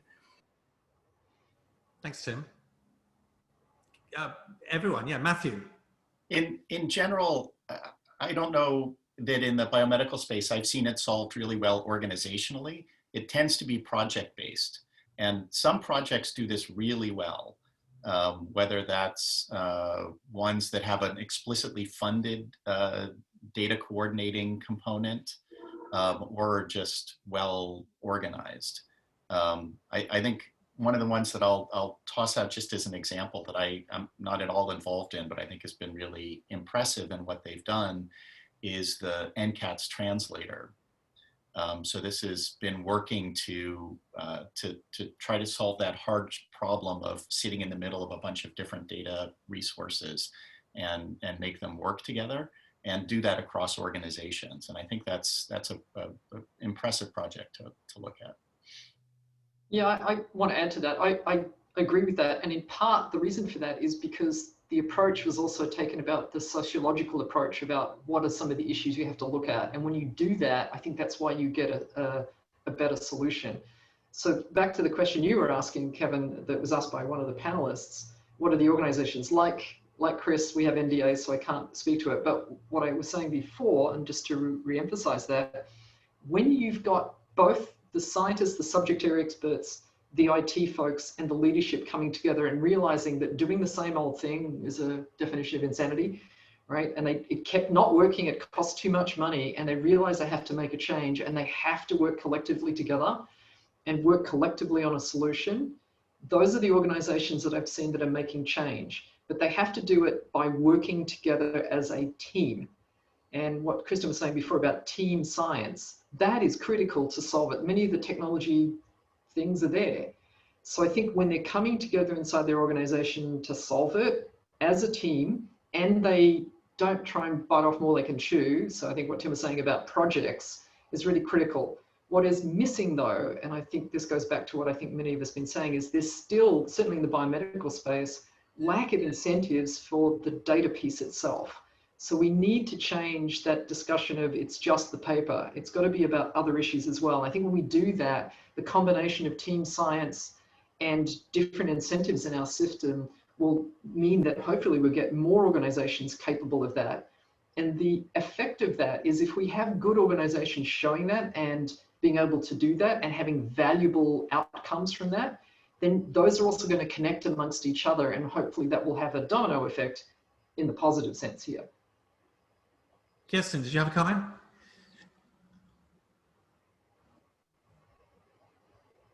Kirsten? You're muted, Kristen. You know, my headphones stop working periodically. Can you hear me now? Yes, we can, sure. Okay, so that's fun. I love the IT challenges of life. Anyway, Zoom and headsets. It's amazing, isn't it?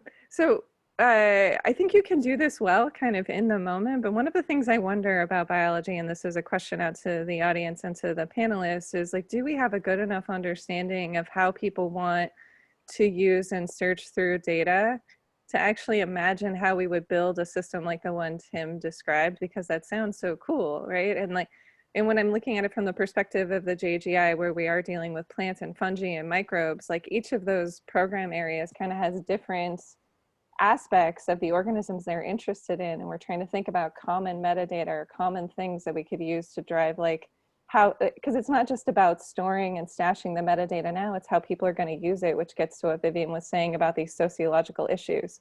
If you can understand the use now and potentially try to predict the use in the future, that should help with the design of the system. And I think we're pretty good actually at thinking through the use cases in the moment, but the systems need to kind of adapt as we move forward. We need to be able to update and curate the metadata and do assignment in the future. And so it really is a rich and interesting space where I think we want to collaborate with our engineers and their computer science friends to help us solve it. But I'm curious, like, do you think we have enough information now to where we could think about a BBC-like system for biology?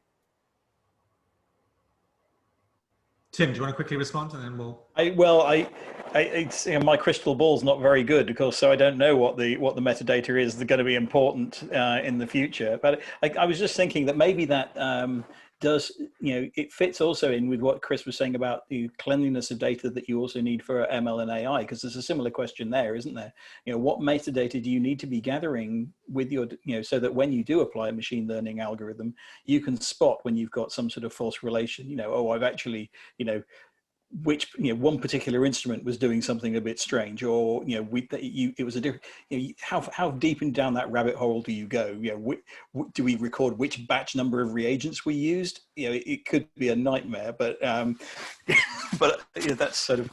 I think we have to be pragmatic and say there's a certain amount that we know that we can store, but I think we're not going to get it right, and we just have to do our best, I guess. Okay, we're coming close now to the end of our time, and but I want to make sure we get this question in from a gentleman named Stan Gloss. I know I've heard that name somewhere. It'll come to me. COVID, Stan says, is helping drive data sharing. Will our community revert back to our old ways once the threat is addressed? Look what happened, for example, after 9/11. What can we do to keep the momentum? Open question. I think for me, it starts with what has been already mentioned here many times, in that the incentives are out of whack. I deal with people in government and other jobs whose entire career path is predicated on the number of publications they can crank out in a year. So I think the first thing that we can do is, if you want to address this post-COVID, we really do have to address the sort of micro and macro incentives for encouraging data sharing. And that starts with sort of figuring out the incentive structure inside the organization and then outside, and sort of figuring out, what can we do to complement this sort of already extreme focus on number of publications per year, which in many cases can encourage data hoarding over data sharing. Other comments? I will note that part of what has driven this current state in COVID is not just the urgency, but is funding opportunities. So new funding opportunities were created to make this possible, and that's something that one could imagine continuing in some form.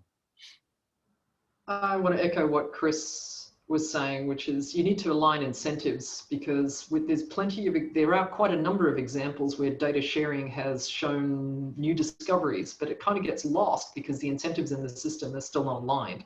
So I think we need to definitely change those, and I think we need to consider how to do that now, rather than pretend that just examples of data sharing in the future are going to be the way to do that. And I think the time is for us to collectively strike, so to speak, in different ways to show the value in different ways along this entire ecosystem to make those changes. I think it has to happen at the government level, at the funding level, and the applications of all of the things that all of us are discussing here on this panel and also at the conference into our projects. And I think the collective difference is what we have to push forward through. Kirsten? Tim? One last thing. Yeah. I will just challenge this panel and everyone who's listening then, like, we all sit in positions where we can make decisions and we can advocate for the incentives that we think make sense. I don't know how long, I haven't been in this field that long, but over the last 10 years, I have heard an incessant discussion around incentives and the need to change incentives. But I will bet everyone here, when you go to hire somebody, you're looking at their list of publications, you're looking at their pedigree, you're looking at where they got their PhD, who they've worked with in that network. And that's what's driving you to hire that person. And as long as we're doing it too, it's really hard to turn around and be like, hey, funders, you should change. And I just want to echo what I said in the chat. We need to work together to decide what we think reasonable measures are. We can't expect the funders or the journals to figure it out without our input, but also there are things and steps that we can take to employ this day to day. Tim?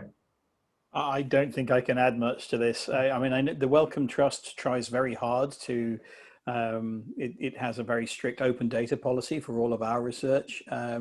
They are probably as good a position as anybody to try to enforce change through through funding bodies and so on. I mean, I have made this point up to, I have occasional contacts with the Medical Research Council and similar people, but I don't want to overestimate my ability to influence them, to be honest.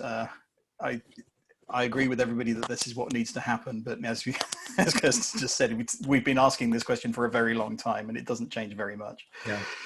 Matta, maybe I'll give you the last word. Oh, well, I don't know if I deserve the last word, but there are probably places that we can add value, and sort of going back to what Chris and Tim had talked about from the data management perspective, where step one is transparency. Like, this is what it costs us to do this, and therefore we can have a business discussion around it. I was blown away by an early demonstration of this N3C project that shows, is able to trace pedigree from a processed data element back through all of the open source packages that contributed to it, all of the source data that contributed to it, and produce a list of names of everyone that contributed to that analytic result. Like, that is compelling to me, and that's just a simple application of technology and being good about provenance. Okay, I think on that note, I'm a little nervous that in 2 or 3 minutes, Zoom is just going to unceremoniously drop us out into a black hole, which would be unfortunate. And so I want to thank our whole distinguished panel, Tim, Matta, Kirsten, and Vivian, and especially Chris Dagdigian for yet another absolute tour de force. As always, a virtual round of applause. Chris, I'm sure your slides are available. Do you want to just give a quick shout out to where we can find additional resources? Yeah, I think, so I probably owe the slides to CHI because they'll be distributed to everybody who came to the conference. And then Stans really wants, BioTeam is launching a quarterly newsletter, which is supposed to be Trends-like. So if you subscribe to the Trends newsletter, you'll get the slides. But honestly, shoot me an email or find me on LinkedIn and we'll give out the slides as well. So many ways. Okay. Well, on behalf of everyone on the annual Trends in the Trenches virtual panel, let's hope that we don't do this virtually too much longer. I'm not sure what the BioIT plans are for next year. It's probably too early to say because we just don't know the trajectory of the second wave or the third wave or the next pandemic. But let's hope we can get together in person very soon. But for the time being, thanks to everyone. Thanks to all of you for your great questions. Sorry to get to all of them. You know who to direct them to if you want to take them offline. So I think for now, we'll close this opening plenary session. Enjoy the rest of day 3, the closing day of BioIT World 2020. And thank you all so much. And please stay safe and vote. Thank you very much, everybody. Bye-bye.